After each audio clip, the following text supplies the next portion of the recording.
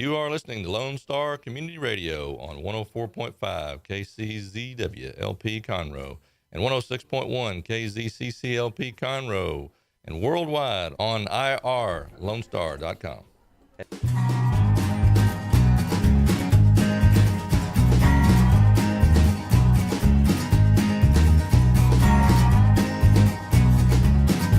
Hello and good morning, afternoon. Monday, December 11th. I'm Margie Taylor, your host for Conroe Culture News out of downtown Conroe, Lone Star Community Radio, FM 104.5, 106.1, and it's a beautiful day in the neighborhood today. We've had all kinds of weather in the last week, and snow. Who ever expected that? So, a lot of crazy stuff's been going on here. We had that thing called Harvey. No bad intents there to my guest named Harvey, but we had that. The Astros winning. We had snow. Okay, so I guess it's kind of expect the unexpected, and we'll see what happens. But hopefully we'll make it through the next couple of weeks through 2017 with some great memories. So my guests today are going to be all about the drug court. There's Judge Phil Grant of the 9th District Court, and he's also a partner in the drug court with Judge Patty McGinnis of the 435th District Court, and we will have some of their clients that have graduated from the program. And I can't wait to talk to them and hear about their story and how they got involved and the success that they're seeing at this point in their lives. So before we get to that, though, of course, we're going to update you on things that have been going on in the last week and some fun stuff that you can look forward to by the end of the week. So the parade, of course, the Kiwanis hosted parade, the annual parade went through downtown Conroe on Saturday at 1 o'clock, and they had almost 100 entries. It was a perfect day for a parade. It started out about 30 degrees and ended up about, high 50s or 60s with camel rides, train rides, all kinds of fun things. There was a snow sled. Yeah, not like the snow that we had previous to that, but there was a snow sled, and there were some other things. Of course, there was Santa at the Conroe Celebration Festival, and that went on from 11 to 5. And there were vendors. There was about 50 vendors there. So I think it was a great day. Everybody had a lot of fun, and it was all free. Yes, we like free. Families love free. So going forward this week, we still have some things going on.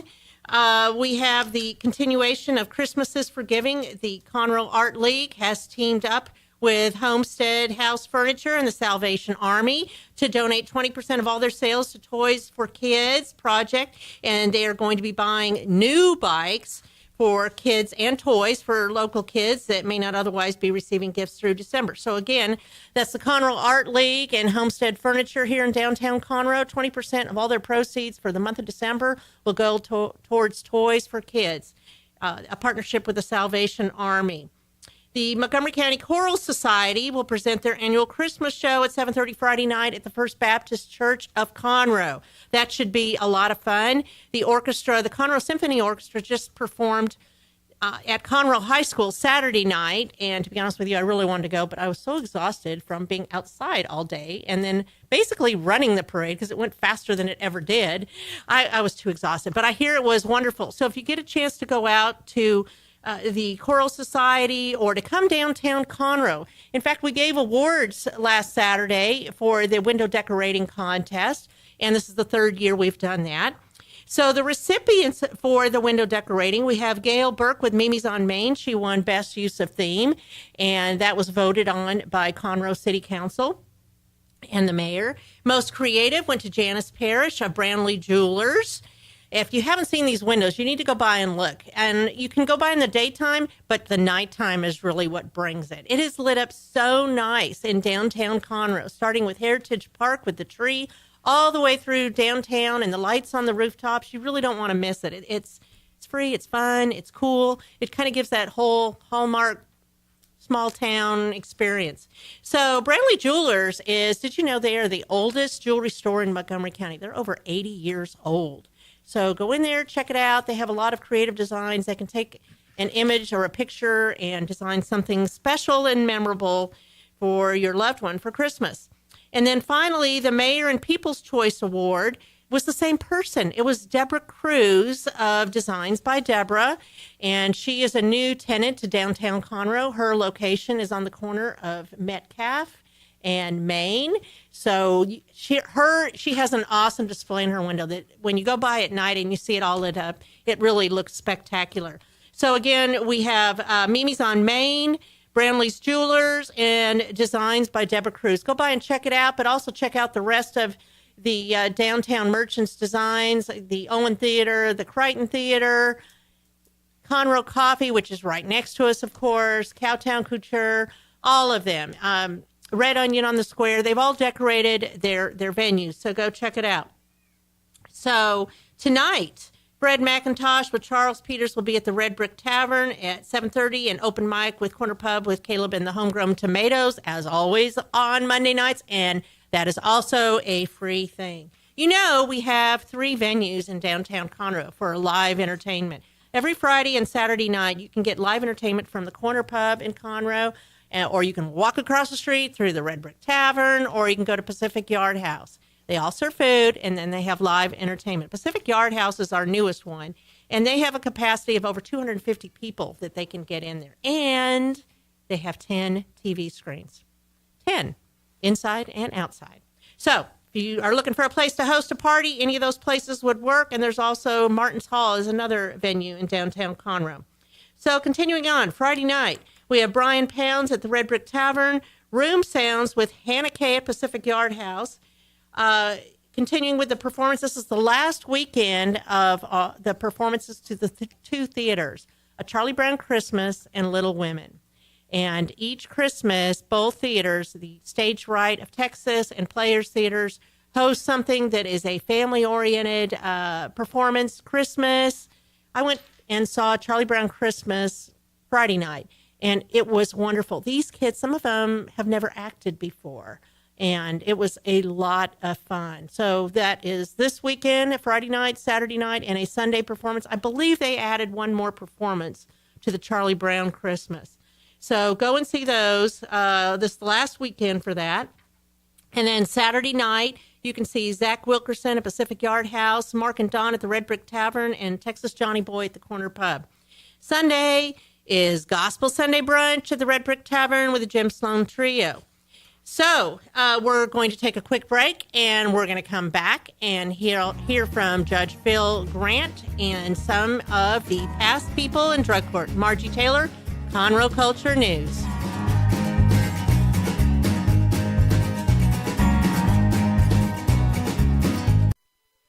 Lone Star Community Radio presents the Lone Star Radio Troupe. This talented cast will perform radio plays right here in the Lone Star Studios located in downtown Conroe. There will be a new performance every first Sunday of the month. And if you miss the broadcast, just go to Lone Star Community Radio's podcast or YouTube anytime during that month. Go to ourlonestar.com archives to find the Lone Star Radio Troupe's latest play that's available.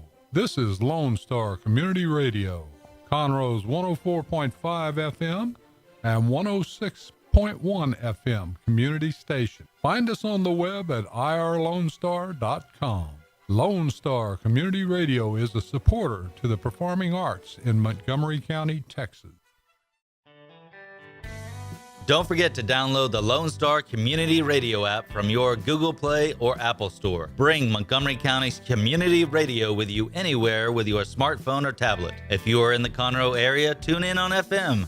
That's Conroe's FM 104.5, 106.1. If you are on the computer, bookmark irlonestar.com as your internet radio station. A Lone Star Community Radio, broadcasting 24/7 from the heart of downtown Conroe, Texas.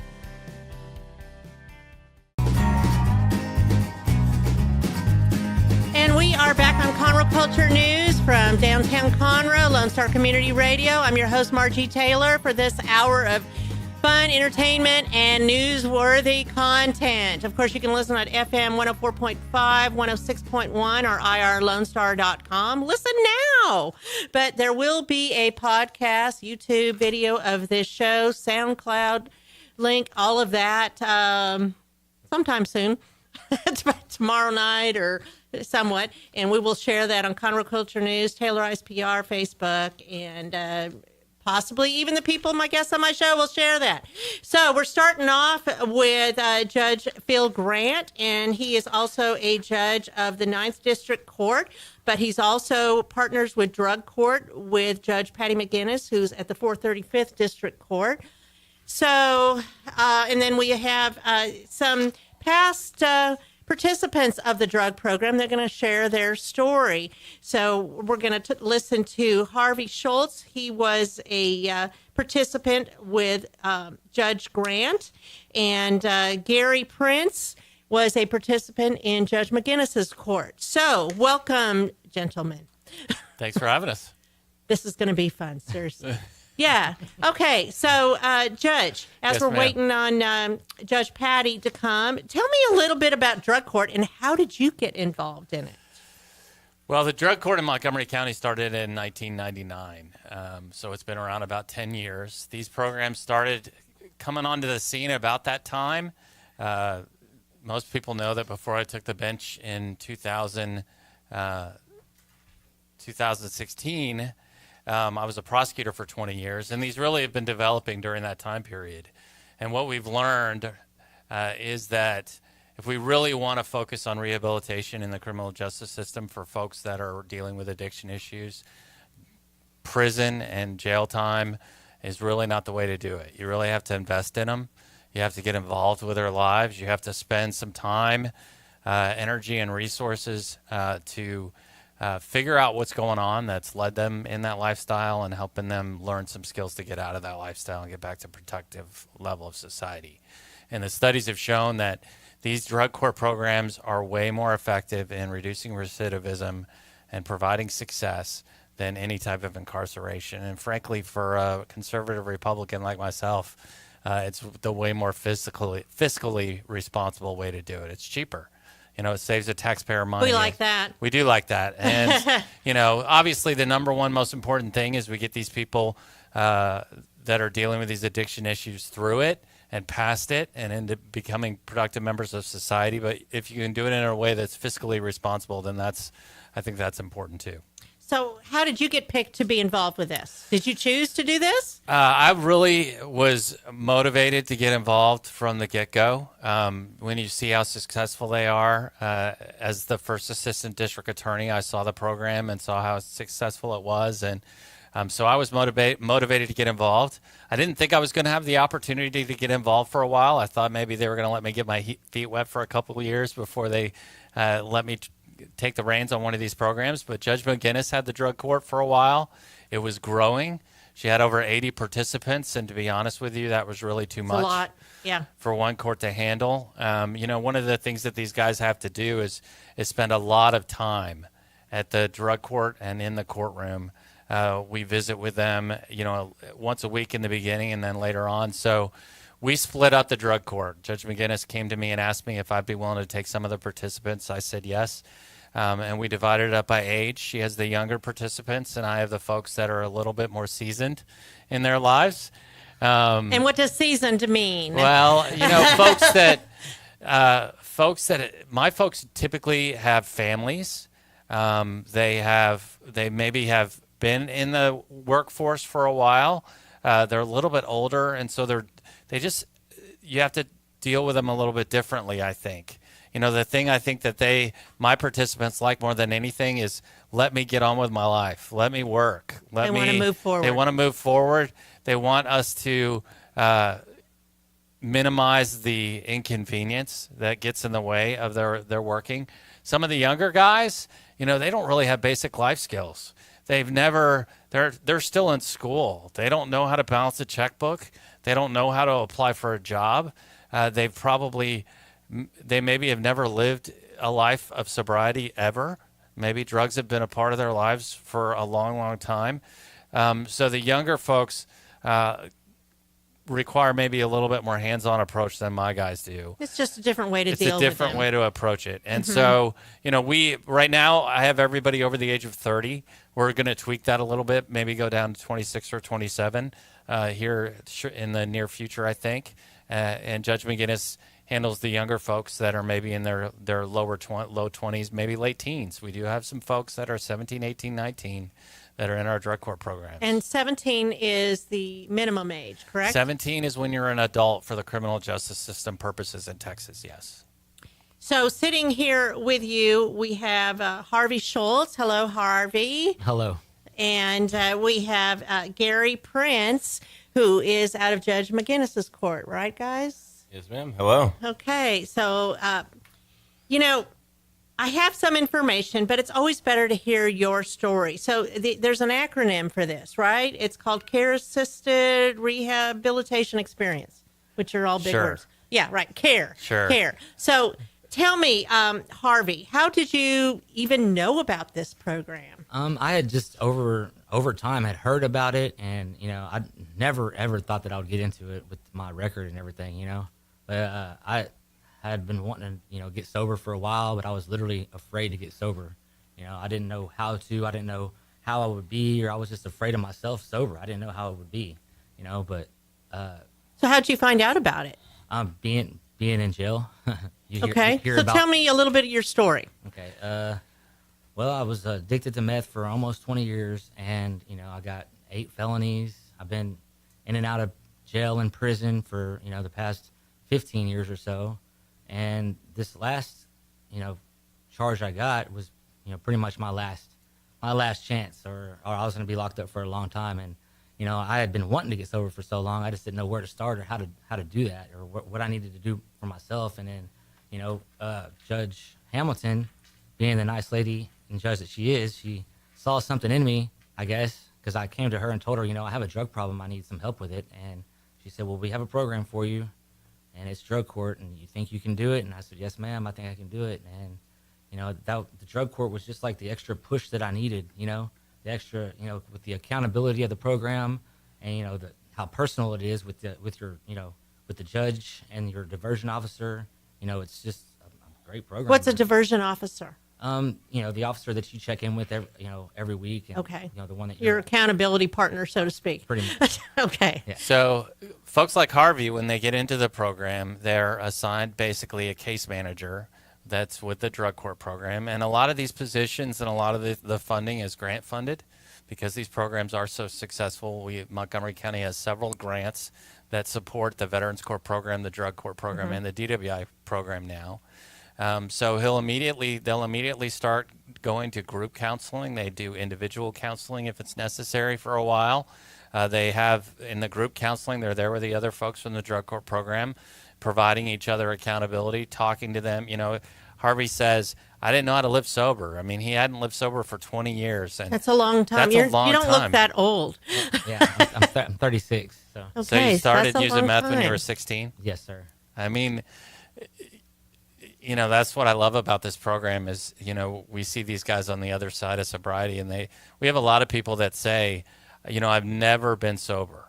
I started using drugs when I was 10 or 11 or 12. My parents were drug addicts. You just want to help them, right? Well, If you can. If they're like agreeable. Harvey and they're sincere about wanting to make a life change, I'd rather give it a shot. I've a couple guys in our program that are like Harvey that have extensive criminal history, and typically on the face of their file, for lack of a better word, when I was a prosecutor, there's no way I would put them on probation, no way that I would put them into a program. But one of the things that helps me coming from the district attorney's office is, the district attorney's office knows that if somebody like Harvey comes into my program and they're just messing around, I'm going to take care of it. But Harvey, on the other hand, comes in. He didn't have a single violation the entire time he was in the drug court program. How long is it? How long is the program? Well, the program generally takes 12 to 13 months or something like that, and then that's if you don't mess up. So it could And take he long. didn't. So he was exception. He obviously really wanted to change, and I think that's the key. The success to these programs is tied to the sincerity of the participants. It's important to put people in the program that are really dealing with their addiction issues and not people that are in the drug dealing type lifestyle, because that can endanger not only they're not going to be successful in the program probably, but it also endangers the folks that are in there that are sincere. So when you put the right people in it and you get the right staff like we do with the Montgomery County Drug Court personnel, you're going to have lots of success stories like Harvey. He's really just one of many, many, many that have been helped by these programs. When did you graduate? I graduated in September. In September. Yes, ma'am. Right after the storm. Yeah. That Harvey storm. Mm-hmm. So had you had any felonies? Oh, yes, ma'am. I had 8. So, and that's why you were in prison. But I thought you couldn't have a felony if you were in this program. How does that work? You can have, you're eligible for the program as long as you don't have any violent criminal history, Okay. or sex offense related criminal history. So, Harvey's history is all drugs, drug related. He's not on the face of, like I said, his file, somebody that we would consider for the program, but we evaluate him and we talk to him. The case managers come up and they'll interview him, and then they come and they talk to the judge about it. And, we take risks on some of these guys. It's worth the effort. If Harvey had gotten into the program and really didn't care, really wasn't trying, I always have that prison option to back it up. And in order That's pretty scary, isn't it? Oh yeah. How many times did you say you've been there? I've been to state jail 4 times and to TDC once. So. Yeah, it's that's pretty amazing. And he's not the only one that's come into the program that's been successful that has been to prison a time or two. Well, that's amazing. So Judge Hamilton saw something in you, Yes. and so it kind of went from there. Mm-hmm. And I need to go thank her. Get a chance. You do need to go thank her. I bet she'd appreciate that. Well, I was gonna go one day, but she was in a meeting, when I was up there that day, but so I didn't get a chance. She's a very caring individual, and she's very very, involved in a very lot nice. of different things in Montgomery County. As I can see that, She's Judge Grant a is very huge compassionate as well. Participant. But coming from my background and being a prosecutor for 20-something years, I had no idea how meaningful working with these folks is. Getting to know him and getting to know the other participants has gotten to the point. I've been on the bench for about 18 months now. This is my favorite day. Thursdays when I get to see my drug court people, I get to find out how they're doing. It's not always good days. I mean, there's days where they're messing up. Unlike Harvey, I have a lot of people that struggle with relapse, and we understand that relapse is part of the process. So we don't always have good days with these people. Sometimes they're really mad at me, but the vast majority of folks and an incredible success rate of people that get through the program and emerge on the other side, productive, valuable members of society. And Harvey's family showed up at his graduation, talked about how this was a guy they really didn't even know, this sober Harvey. How'd that make you feel? Oh, it made me feel good. I've never been talked about like Judge Grant talked about me on my graduation in my whole life, That made me feel really good. That's wonderful. Well, it's about really caring about him. I don't get a lot of time with them. I mean, I really only get a couple minutes a week with each individual, but what I think they know and what I try to connect with them personally a little bit, learn something a little bit about them, about their kids or their job situation or their home situation, or if they've been sick. You learn little things about them, and you make sure that they know that you care, that you want to be there to help them be successful, that if they need something, they can always reach out to us and let us know. And a lot of them have never had somebody in their lives that have cared about them the way that the drug court people do. Well, and that's encouraging. That helps them move forward. You're forming a relationship with them. Absolutely. And when you have that relationship, that means it's two-way. It can't just be you trying to do the right thing, but it works together so that you know that you have that backup, that somebody really cares. And they're going to make you accountable, but that they care. So we're going to take a quick break, and then we're going to come back. We're going to hear a little bit more from Hugh, and then we're also going to hear from Gary. Okay, I am Margie Taylor, Conroe Culture News, and we'll be right back.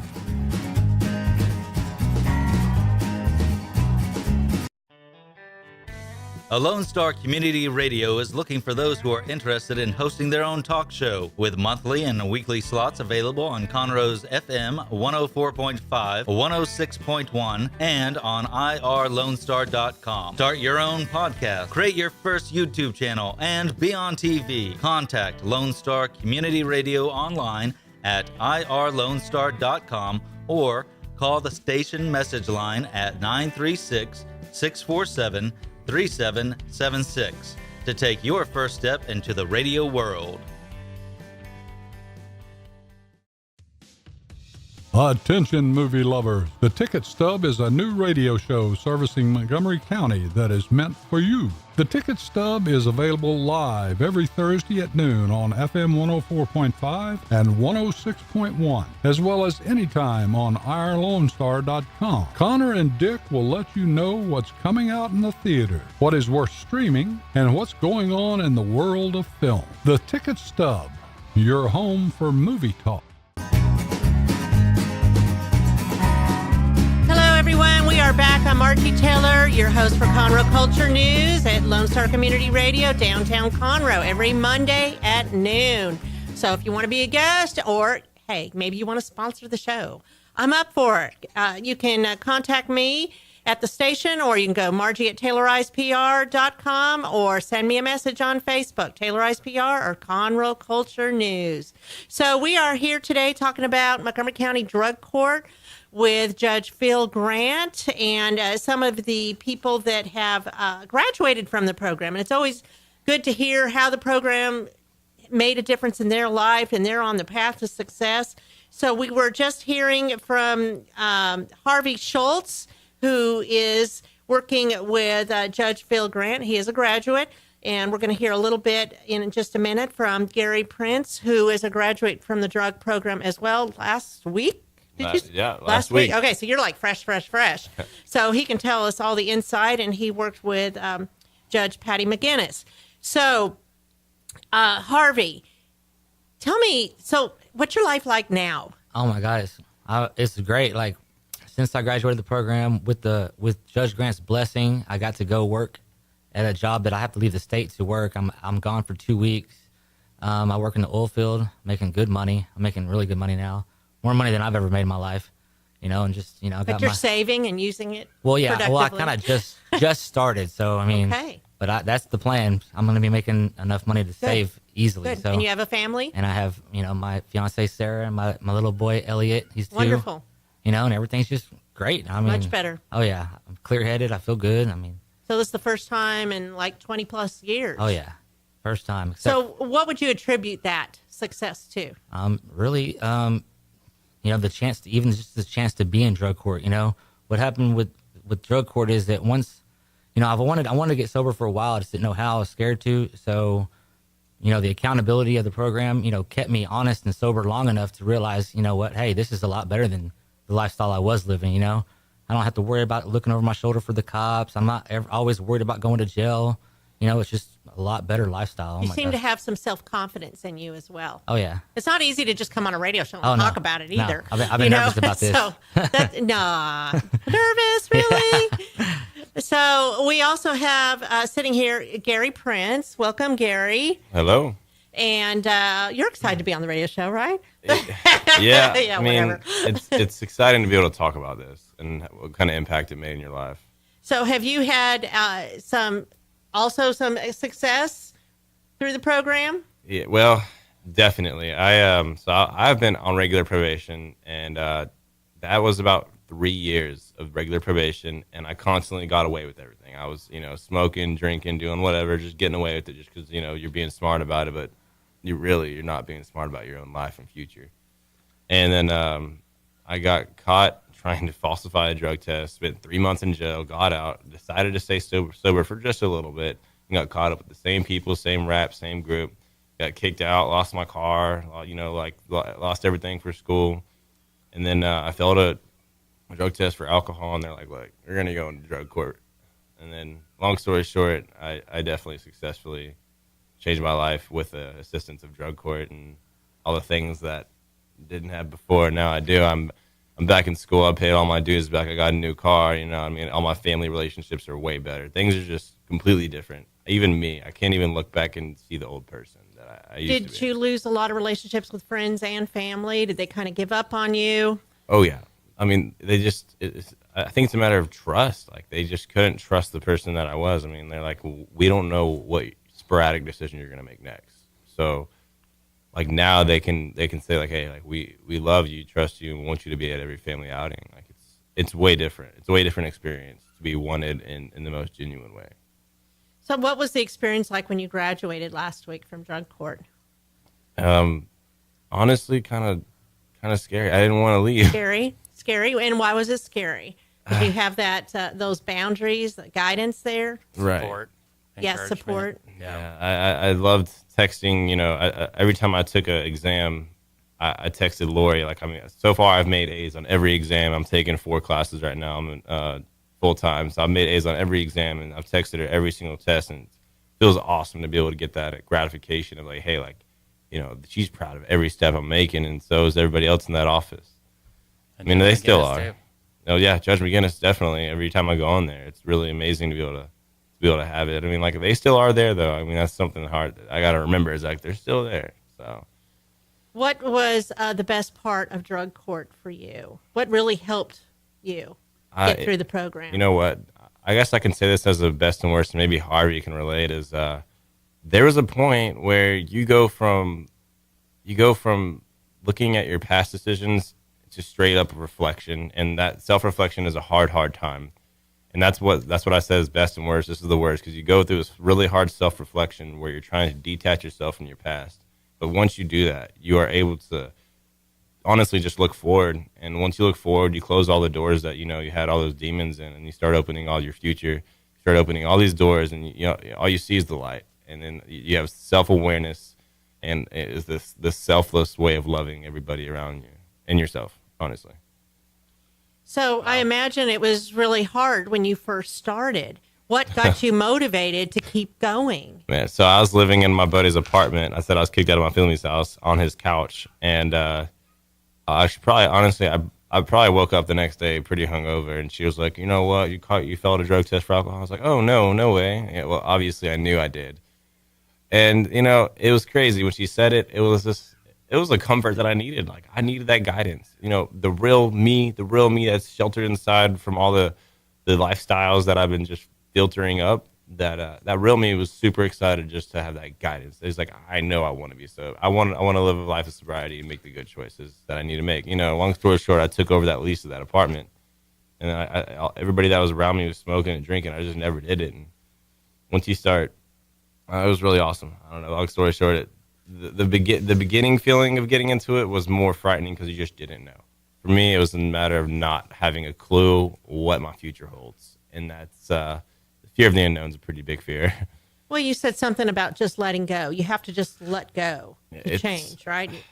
I think the best word I can use is obedience. Once you start having, once you just start being obedient with your choices, that the outcomes are going to be good. You don't know what they are, but they're going to be good if you I guess it's just you kind of like the law of how it works. You put in good comes out. It's input output. It's just how it works. I like the way you say that.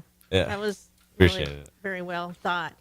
So are these guys kind of typical of some of your graduates? Well, I think Judge? you got a really good view of the two different extremes that that the program could be successful for. I mean, you have a young man who is just on the start of his adult life, who is making a lot of bad decisions and just needs somebody to really give him some structure and to teach him how to live that life. And then you have somebody who's been in the lifestyle for 20 years and is just ready to change. Do his something life. different. Yeah, because it's not Do it working. a different way, right? So this program, because it is so individual and because the folks that run it, are really, really talented case managers. They understand that each person is different.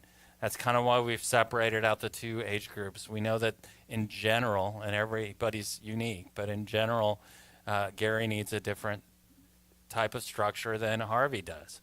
And so having those 2 groups kind of separated out so that we can attack the problems differently is helpful. So I think it's great that you get to see both sides of the coin here of the participants that we can be helped through. Right. This You have program. one that's working for the refinery. He's about to go out of state and do some traveling, make some money. And then we have Gary over here who's going to school. You're going to Lone Star? Yes, ma'am. I'm going to Lone Star because I'm trying to honestly pay most of that I can. Lone Star is a great education. Right. And so I'm getting my grants back next semester. Everything that I kind of messed up, I get it all back next semester. So I'll be able to pay for my school and continue on and transfer after that.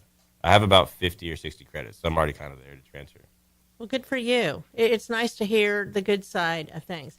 And I understand from having Judge McGinnis on my show before, she said that y'all don't wear the robes, that you approach them just in your clothes. Sometimes she's wearing jeans or whatever. She's a little bit more liberal about that. Yeah, You yeah. know, I mean, liberal in her dress than I am. She's but, pretty comfortable. you know, I don't wear a robe. I come down. You know, I don't do anything from the bench. You know, it really, every single person comes up. You shake their hand. You ask them how their day is going. If there's a challenge. You know, we had a lot of There's people. less formality. There's a lot less formality. It's not really about the judge-defendant relationship anymore. It's about, you know, hey, here's somebody. I'm going to have to make hard decisions. I'm going to have to send you to inpatient treatment, lockdown treatment if you really cannot break a addiction cycle, you know, in the short term. Or maybe I got to send you to jail for the weekend if you're not doing what you're supposed to be doing. But I'm also there if you've got a new baby. You know, and I ask you how the baby's doing. So it is about relationship. I think it is important for them to know there's a judge that's going to hold them accountable. If they do mess up, there has to be that negative consequence. But, you know, they also know that there's forgiveness and grace.